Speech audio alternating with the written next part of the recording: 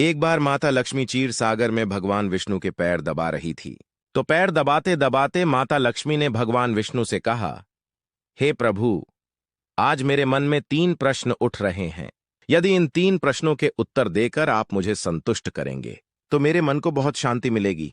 तब भगवान विष्णु कहते हैं, हे देवी, आखिर तुम्हारे कौन से 3 प्रश्न हैं? तो माता लक्ष्मी कहती है, हे प्रभु, वह कौन सी स्त्री होती है जिसके भाग्य में संतान सुख नहीं होता? दूसरा प्रश्न है कि कौन सी स्त्री समय से पहले विधवा होती है? और मेरा तीसरा प्रश्न है कि कौन सा श्रृंगार करने से स्त्री को स्वर्ग में स्थान प्राप्त होता है? दोस्तों, तब भगवान विष्णु कहते हैं कि हे लक्ष्मी, यह तुम्हारे तीनों प्रश्न बहुत ही ज्यादा महत्वपूर्ण है। जो भी व्यक्ति इन तीनों प्रश्नों के उत्तर समझकर इस पर्याप्त ज्ञान को अपने जीवन में उतार लेता है, उसे जीवन में सुख की प्राप्ति होती है।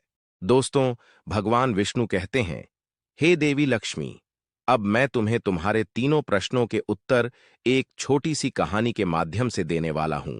इस कहानी के माध्यम से तुम अपने तीनों प्रश्नों के उत्तर ठीक से समझ पाओगी, परंतु मेरी एक शर्त है कि जब तक मैं कहानी सुनाऊं, तुम्हें इसे ध्यानपूर्वक सुनना होगा।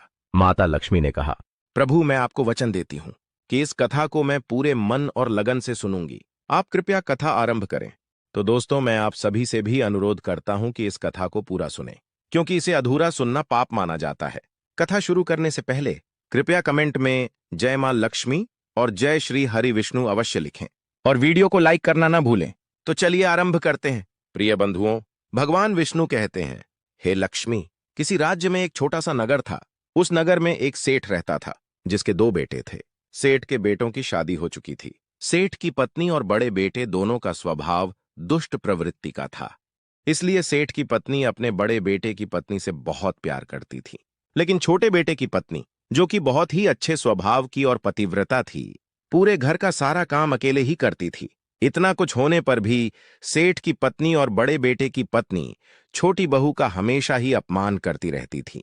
दोस्तों, भगवान विष्णु कहते हैं, हे लक्ष्मी, सेठ के बड़े बेटे की बहू को एक बेटा था और छोटी बहू को एक पुत्री थी। सेठ की पत्नी हमेशा पुत्र को लेकर छोटी बहू को ताना मारती रहती थी, लेकिन वह क्या कर सकती थी? वह हमेशा उनके ताने सुनती रहती थी।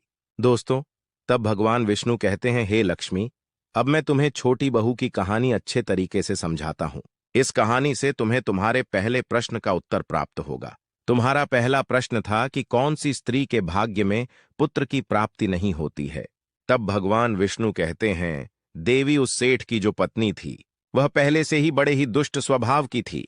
उसके कुटिल स्वभाव से सभी घर वाले बहुत ही ज्यादा परेशान थे, परंतु अपनी सीधी साधी छोटी बहू को वह कुछ ज्यादा ही परेशान करती रहती थी। उसको सताने में उसको बहुत ही ज्यादा आनंद आता था। सेठ के छोटे बेटे की पत्नी का नाम सुकन्या था। बेचारी सुकन्या सुबह जल्दी उठकर के अपने कामकाज में जुट जाती थी। इतना करने पर भी सेठ की पत्नी की निगाहों में सुकन्या हमेशा खटकती रहती थी। एक दिन की बात है, सुकन्या घर में झाड़ू लगा रही थी तो सेठ की पत्नी बोली कि तेरे हाथ में जान नहीं है क्या? तू जल्दी जल्दी झाड़ू लगा, मैं मंदिर जा रही हूं। मेरे लौट कर आने से पहले तू भोजन बनाकर तैयार रखना, और आते ही मैं उस भोजन को ग्रहण करूंगी। और सुन, अन्न का एक दाना भी बर्बाद ना हो पाए। बेचारी सुकन्या करती भी तो क्या, वह अपनी सास की बातों को सुनती रही। तब घर की सफाई करने के बाद सुकन्या खाना बनाने में लग गई। खाना बनाते समय वह मन में सोच रही थी कि मैं इतना काम करने के बाद भी एक पल के लिए चैन की सांस नहीं ले पाती हूं, और मेरी सांस हर समय मेरे काम में कोई ना कोई गलती निकालती रहती है। सुकन्या यह सब सोच ही रही थी कि इतने में दरवाजा खटखटाने की आवाज आई। तो सुकन्या ने सोचा कि अभी तो भोजन तैयार ही हुआ है, लगता है मेरी सासू मां आज जल्दी ही लौट आई है। जब सुकन्या ने दरवाजा खोला तो उसने क्या देखा कि बाहर दरवाजे पर एक सन्यासी महात्मा खड़े हैं। दोस्तों, वह साधु महाराज सुकन्या से कहता है कि बेटी, तेरा सुहाग अमर रहे, बाबा को कुछ भोजन करा दे, मुझे बड़ी तेजी से भूख लग रही है। दर्शकों, भगवान विष्णु कहते हैं, लक्ष्मी सुकन्या बहुत सुशील और संस्कारी थीं। उसने सोचा कि साधु महाराज को भोजन करा तो दूं, परंतु यदि मेरी सांस आ गई तो मेरी खैर नहीं। फिर कुछ देर सोच विचार करने के बाद में उसने सन्यासी को भोजन करने के लिए अंदर आने को कहा। और उसी समय सुकन्या के मन में विचार आया कि सांस से डरना कैसा, यदि मेरी सांस आ भी जाएगी और मुझसे कुछ कहेगी तो मैं उनसे कह दूंगी कि मैं अपने हिस्से का भोजन इन महात्मा को दे रही हूं। भगवान विष्णु कहते हैं, हे लक्ष्मी। फिर ऐसा सोच करके सुकन्या साधु को अंदर ले गई और अतिथि धर्म का पालन करते हुए उस साधु को भोजन कराने लगी। अभी साधु भोजन कर ही रहा था कि सुकन्या की सांस आ गई, और फिर साधु को घर के अंदर बैठा भोजन करते देख करके उसका गुस्सा 7वें आसमान पर जा चढ़ा, और एकदम से वह सुकन्या से कहने लगी, यहां पर क्या किसी प्रकार का भंडारा या दावत चल रही है, जो तू राह चलते भिखमंगों को घर में बिठाकर खिला रही है। सुकन्या ने अपनी सांस को रोकने की बहुत कोशिश की, परंतु उस दुष्ट स्त्री ने सन्यासी को धक्के मारकर घर से बाहर निकाल दिया और उसका खाना उठाकर फेंक दिया। अब उसका क्रोध सुकन्या पर टूटा और कहने लगी, अरे दुष्ट औरत, मैंने तुझे कहा था कि अन्न का एक दाना भी बर्बाद नहीं होना चाहिए, लेकिन तूने क्या किया, उस भिखमंगे को इतना सारा भोजन दे दिया। दोस्तों, भगवान विष्णु कहते हैं, हे लक्ष्मी, सुकन्या डरती हुए बोली, सासू मां, मैंने सन्यासी को अपने हिस्से का भोजन दिया है, इसमें आखिर इतना गुस्सा होने की क्या बात है। द्वार पर आए अतिथियों को कभी खाली हाथ नहीं भेजते हैं, ऐसा शास्त्र कहते हैं। भगवान विष्णु कहते हैं, इस प्रकार काफी देर तक सास बहू की तकरार चलती रही। अंत में उस कुटिल सास ने सुकन्या को भी धक्के मार मार करके घर से निकाल दिया। अब वह बेचारी रोती हुई घर का दरवाजा पीटती रह गई, परंतु उसकी सांस पत्थर जैसी बन गई। उसका दिल नहीं पसीजा। अब सुकन्या के पास में एक ही रास्ता बचा था कि वह अपने मायके में लौट जाए। दर्शकों, भगवान विष्णु कहते हैं, हे लक्ष्मी, इस प्रकार सुकन्या दुखी होकर के अपने मायके के लिए निकल गई, और बीच रास्ते में एक घना जंगल भी पड़ता था। सुकन्या भूख प्यास से तड़पती हुई अपने मायके के लिए चली जा रही थी। तभी अचानक जोरों से बादल गरजे और मूसलाधार बारिश शुरू हो गई। भगवान विष्णु कहते हैं, बारिश से बचने के लिए सुकन्या ने एक पेड़ की शरण ली, लेकिन वर्षा का वेग इतना तेज था कि उसका बचना मुश्किल हो गया। उसी पेड़ की जड़ में एक गुफा बनी थी। सुकन्या यह सोचकर उसमें घुस गई कि बारिश रुकने के बाद में वह बाहर निकल आएगी, और जब तक वर्षा हो रही है वह गुफा के अंदर बारिश से अपनी सुरक्षा कर सकती है। दर्शकों, भगवान विष्णु कहते हैं, हे लक्ष्मी, जब सुकन्या उस पेड़ की गुफा में घुसी तो उस गुफा के अंदर उसे एक साधु मिले। साधु सुकन्या को देखते ही सब कुछ समझ गए। फिर साधु ने कहा, बेटी, रोना बंद करो। मुझे मालूम है कि तुम्हारे घर वाले तुम्हारा अनादर इसलिए करते हैं कि वह दुष्ट प्रवृत्ति के हैं, और तुम्हें ताना इसीलिए मारते हैं कि तुम्हारी जेठानी को पुत्र की प्राप्ति हो गई है और तुम्हें अभी तक पुत्र की प्राप्ति नहीं हुई है। इसलिए तुम चिंता मत करो, मैं तुम्हें एक पर्ची देता हूं। इस पर्ची में जो उपाय लिखा है उसे पूरी निष्ठा से करना, और फिर तुम्हें एक गुणवान पुत्र प्राप्ति होगी। दर्शकों, इस प्रकार वह संत महात्मा पर्ची देकर वहां से अंतर ध्यान हो गए। उधर जब वर्षा बंद हो गई तो सुकन्या को ढूंढता हुआ उसका पति वहां पर पहुंच गया, और फिर सुकन्या मायके न जाकर उसी जंगल में एक कुटिया बनाकर रहने लगी। भगवान विष्णु कहते हैं, हे लक्ष्मी, एक दिन की बात है, सुकन्या को पुत्र का ख्याल आया और सोचने लगी कि यदि मेरे पास में भी एक पुत्र होता तो ससुराल में मेरी भी इज्जत होती। वह ऐसा सोच ही रही थी कि उसे संत की दी हुई वह पर्ची याद आ गई, और जब सुकन्या ने पुत्र प्राप्ति के लिए उस पर्ची को पढ़ा तो उसमें लिखा था कि पुत्र प्राप्ति के लिए हमेशा स्त्री को रात्रि के समय पुरुष के बाएं तरफ सोना चाहिए। ऐसा करने से कुछ समय के बाद में बाई करवट लेटने से नाक का दायां स्वर और दाहिनी करवट लेटने से नाक का बायां स्वर चालू हो जाता है, और फिर जब भी पुत्र प्राप्ति की इच्छा हो तो उस स्थिति में मिलन से पहले कर लेना चाहिए कि पुरुष का दायां स्वर चलने लगे और स्त्री का बायां स्वर चलने लगे। उसी समय गर्भ धारण किया जाना चाहिए। ऐसा करने से निश्चित ही पुत्र की प्राप्ति होती है, और इसके विपरीत नाक के स्वर चलने से पुत्री की प्राप्ति होती है। दर्शकों, पर्ची में आगे लिखा था कि मासिक धर्म शुरू होने के प्रथम 4 दिवस में मिलन से पुरुष रोग को प्राप्त होता है, और 5वीं रात्रि में मिलन से कन्या की प्राप्ति होती है, 6ठी रात्रि में मिलन से पुत्र होता है, और 7वीं रात्रि में मिलन से बंध्या पुत्री होती है, 8वीं रात्रि में मिलन से ऐश्वर्यशाली पुत्र होता है, 9वीं रात्रि में मिलन से ऐश्वर्यशाली पुत्री होती है, 10वीं रात्रि में मिलन से अति श्रेष्ठ पुत्र होता है, 11वीं रात्रि में मिलन से सुंदर व अच्छे संस्कार वाली पुत्री होती है। दर्शकों, भगवान विष्णु कहते हैं, हे लक्ष्मी, इस प्रकार उस सुकन्या ने 10वीं रात अपने पति से मिलन किया और गर्भ धारण किया। अब सुबह स्नान आदि क्रिया से निवृत्त होकर के पूजा पाठ करके सुकन्या का पति लकड़ी काटने चला गया। उसके पति के जाने के बाद तूफान आ गया। अब सुकन्या की झोपड़ी तूफान में उड़ गई और भारी बारिश होने लगी, और फिर सुकन्या बारिश से बचने के लिए एक पेड़ पर एक पता लिखती है। यह पता उसी गुफा का था जिस गुफा में सुकन्या बारिश से बचने के लिए पहले छुप गई थी, और सुकन्या ने पेड़ के ऊपर पता इसलिए लिखा था कि जब उसका पति वापस आए तो पेड़ पर लिखा हुआ पता पढ़ करके उसी गुफा के पास आ जाए। दर्शकों, भगवान विष्णु कहते हैं, हे लक्ष्मी, उधर सुकन्या उस गुफा में आकर छुप जाती हैं जो एक पेड़ की जड़ में बनी हुई थी। उस पेड़ के पास में दो राक्षसी का निवास स्थान था। इधर तो वह सुकन्या वर्षा से बचने के लिए उस गुफा में छुपी हुई थी, और उधर वह दोनों राक्षसी बारिश से परेशान होकर के उस पेड़ की तरफ चली आ रही थी। पेड़ के नीचे आकर के एक राक्षसी कहने लगी, अब तो चला भी नहीं जाता, वरना मन तो कर रहा था कि सोना टापू पर चली जाऊं।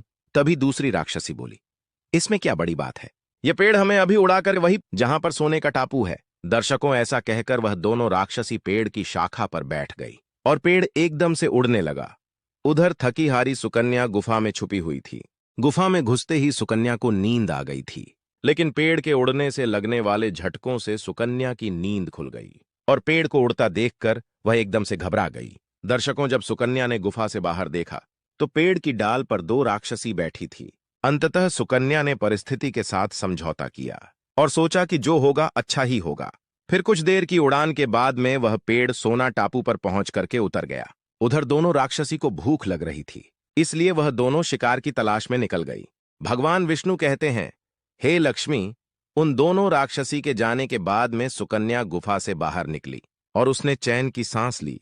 अब जैसे ही सुकन्या ने सोना टापू पर फैली रेत को देखा तो एकदम से अचंभित में पड़ गई कि यह रेत तो चमचमा रही है, और जैसे ही सुकन्या ने रेत को हाथों में उठाया तो एकदम से चिल्लाने लगी, अरे ये तो सोने की रेत है। और फिर सुकन्या ने अपनी साड़ी की आंचल में वह जितनी रेत बांध सकती थी उसने बांध ली और पुनः आकर के उसी गुफा में छिप गई। दर्शकों, भगवान विष्णु कहते हैं, इधर तो सुकन्या का उस गुफा में वापस जाना हुआ, उधर दोनों राक्षसी पेड़ पर वापस आ गई और वह आपस में कहने लगी, आज तो भर पेट खाना खा करके पूरी तृप्ति हो गई, अब चलो वापस लौट चलते हैं हम जहां से आए थे। और फिर इस प्रकार थोड़ी देर में वह पेड़ उड़ करके उसी स्थान पर पहुंच गया जहां से वह पेड़ उड़ करके गया था। भगवान विष्णु कहते हैं, लक्ष्मी वह सुकन्या तब तक उसी गुफा में छुपी रही जब तक किसी कार्यवश वह राक्षसी उस पेड़ से चली नहीं गई, और जैसे ही वह दोनों उस पेड़ से चली गईं, वैसे ही सुकन्या सोने की रेत लेकर के उस गुफा से बाहर आ गई और मन में सोचने लगी कि इतना सारा सोना देख करके मेरी सासू मां खुश हो जाएगी और अब मैं अपने ससुराल वापस जाऊंगी और अपनी सासू मां को इतना सारा सोना दूंगी, फिर वह मुझसे कभी भी नफरत नहीं करेगी और मुझसे प्यार करने लगेगी। भगवान विष्णु कहते हैं, हे लक्ष्मी, इधर तो सुकन्या ऐसा सोच रही थी, तब तक सुकन्या का पति सुकन्या को ढूंढता हुआ उसी गुफा की तरफ आ जाता है और सुकन्या अपने पति को सारी बात बताती है और अपने पति के साथ वापस अपने ससुराल पहुंच करके अपनी सासू मां से कहती है, देखो सासू मां, मैं आपके लिए क्या लाई हूं। और ऐसा कहकर के वह सारा सोना अपनी सास को देती है और उसे सोना कैसे प्राप्त हुआ वह सारी घटना भी अपनी सास को बता देती है। भगवान विष्णु कहते हैं, सोना लेने के बाद में सुकन्या की सास एकदम से क्रोधित होकर के बोली, अरे मूर्ख औरत, तू बस इतना ही सोना लेकर आ गई, इतने सोने से क्या होगा, मैं होती तो बहुत सारा सोना लेकर आ जाती। फिर अपनी सास की बात सुन करके वह सुकन्या कहने लगी, मां जी, हमारी 3-4 पीढ़ियों के लिए इतना सोना काफी है। तो सास कहने लगी, अरे मूर्ख, सोना भी काफी होता है क्या, जितना हो उतना ही कम है। अब देख मैं जाऊंगी और कितना सोना लेकर आती हूं।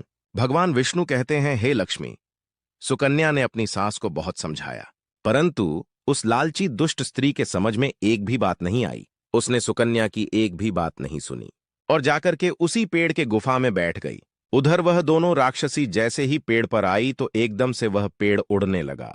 इधर तो पेड़ उड़ता हुआ जा रहा था, उधर सुकन्या की सास मन ही मन में बहुत खुश हो रही थी कि आज मैं बहुत सारा सोना एक साथ लाऊंगी। भगवान विष्णु कहते हैं, इधर तो सुकन्या की सास अपने मन में खुशियां मना रही थीं। उसी समय एक राक्षसी कहने लगी, चलो आज स्वर्ण द्वीप पर न चलकर मत्स्य द्वीप पर चलते हैं, आज मछलियां खाने का बहुत मन कर रहा है।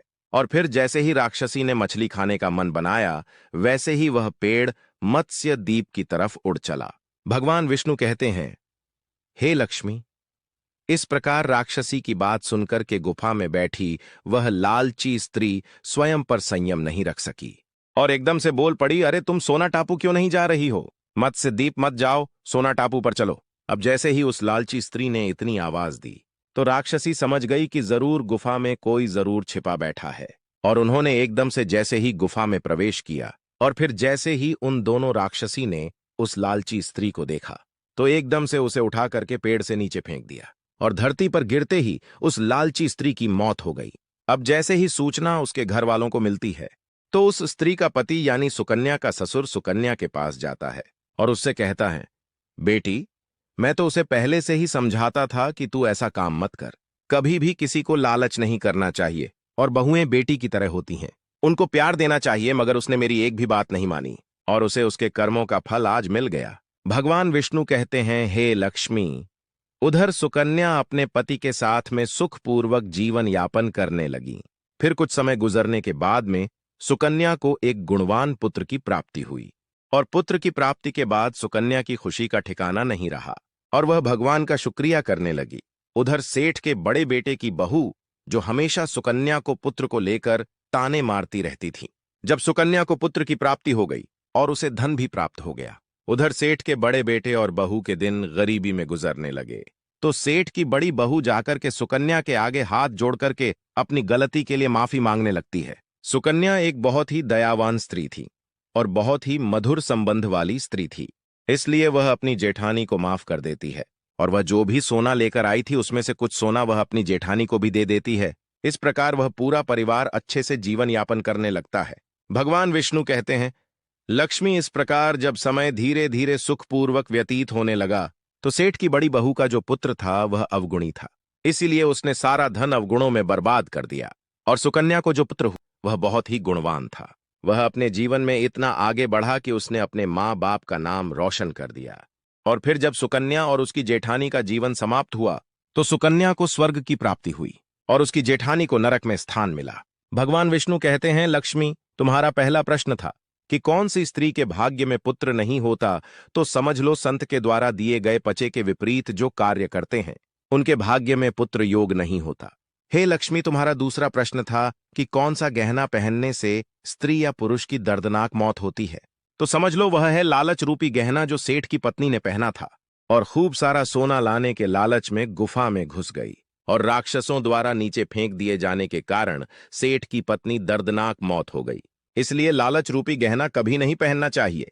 हे लक्ष्मी, अब तुम्हारा तीसरा प्रश्न था कि कौन सा श्रृंगार करने से स्त्री को स्वर्ग में स्थान मिलता है, तो वह चरित्र रूपी श्रृंगार यानी कि चरित्रवान और पतिव्रत स्वर्ग में जाती है। इसलिए हर विवाहित स्त्री को पतिव्रता और चरित्रवान होना चाहिए।